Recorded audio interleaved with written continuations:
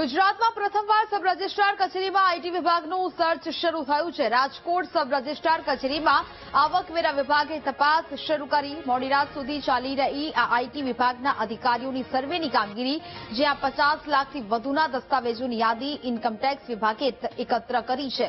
દસ્તાવેજ નોંધણીમાં 50 લાખથી વધુના વ્યવહાર કરનારા બિલ્ડરો રડારમાં આવ્યા છે। મોટા માવા સહિતના વિસ્તારોમાં થયેલી નોંધણીની આઈટી વિભાગે તપાસ કરી। સૌથી સમૃદ્ધ વિસ્તારોમાં થયેલા દસ્તાવેજોની વિગતો એકઠી કરાઈ છે। છેલ્લા 4 વર્ષના ડેટા એકઠા કરવામાં આવ્યા છે। ડીએચ કોલેજના મેદાનમાં આવેલી સબ રજિસ્ટ્રાર કચેરી ઝોન 5માં તપાસ કરવામાં આવી।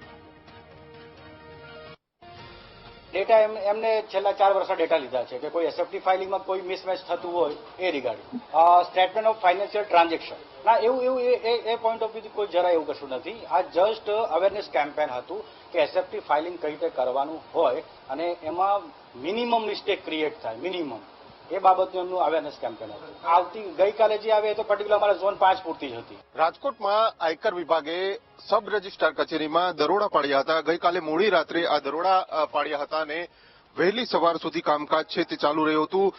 જે આજે સબ રજિસ્ટ્રાર કચેરી છે રાજકોટ ઝોન 5 એટલે કે મોટા મુવા જે કચેરી છે ત્યાં આ પ્રકારની જે દરોડા પાડવાની કામગીરી છે તે કરવામાં આવી હતી। તમામ દસ્તાવેજો જે થયા છે 50 લાખથી ઉપરના જે દસ્તાવેજો થયા છે તેની યાદી છે તે ઇન્કમ ટેક્સ વિભાગ દ્વારા એકત્ર કરવામાં આવી છે।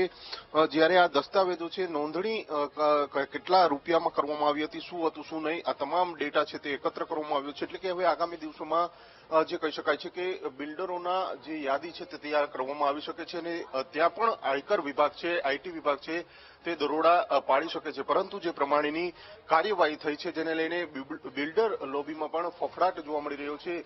કારણ કે જે આ ઝોન 5 છે સબ રજિસ્ટ્રાર કચેરી ઝોન 5 છે, જે નાના મોવા મોટા મોવા વાજળી વીડા ગામ આ વિસ્તાર છે, ત્યાં જે નવા દસ્તાવેજો થયા છે 50 લાખથી ઉપરના અને 30 લાખથી વધુના જે દસ્તાવેજો થયા છે તે તમામ દસ્તાવેજોની યાદી છે તે તૈયાર કરવામાં આવી છે। તમામ જે માહિતી છે તે લેવામાં આવી છે અને ત્યારબાદ જે કહી શકાય છે કે હવે જે આ બિલ્ડરો છે તેમની યાદી પણ તૈયાર કરવામાં આવશે। એટલે કે રાજકોટમાં પ્રથમ વખત આ પ્રકારની ઘટના બની છે કે સબ રજિસ્ટ્રાર કચેરીમાં પણ આયકર વિભાગ દ્વારા તપાસ છે તે કરવામાં આવી હતી। મોડી રાત્રે સુધી આ કામ ચાલી રહ્યું હતું, કામગીરી ચાલી હતી, પરંતુ જે પ્રમાણે દસ્તાવેજો છે તેના જે આ યાદી છે તે તમામ ડેટા છે તે એકત્ર કરવામાં આવ્યો છે અને હવે આ દસ્તાવેજી જે એકત્ર કરવામાં આવ્યો છે તેના આધારે ઇન્કમ ટેક્સ વિભાગ છે તે આગામી દિવસોમાં બિલ્ડર લોબી ઉપર પણ દરોડા પાડે તો નવાઈ નહીં। કારણ કે જે પ્રમાણેના દસ્તાવેજો થયા છે મોટા પ્રમાણમાં આ વિસ્તારમાં જે બાંધકામો થયા છે, બિલ્ડિંગો ઊભી થઈ છે, એપાર્ટમેન્ટ ઊભા થયા છે, ત્યારે આ તમામ એપાર્ટમેન્ટના અલગ અલગ જે દસ્તાવેજો થયા છે તેની યાદી એકત્ર કરવામાં આવી છે અને હવે આ મામલે આયકર વિભાગ છે તે સક્રિય થયું છે। પરંતુ પ્રથમ વખત આ પ્રકારની ઘટના છે તે રાજકોટમાં જોવા મળી છે। સબ રજિસ્ટ્રાર કચેરીમાં કોઈ આયકર વિભાગના દરોડા હોય તેવી આ પ્રથમ ઘટના છે તે રાજકોટમાં બની છે। કેમેરામેન જોને જફાઈ સાથે ભાવેશ સુંદરબા, વીટીવી ન્યૂઝ, રાજકોટ।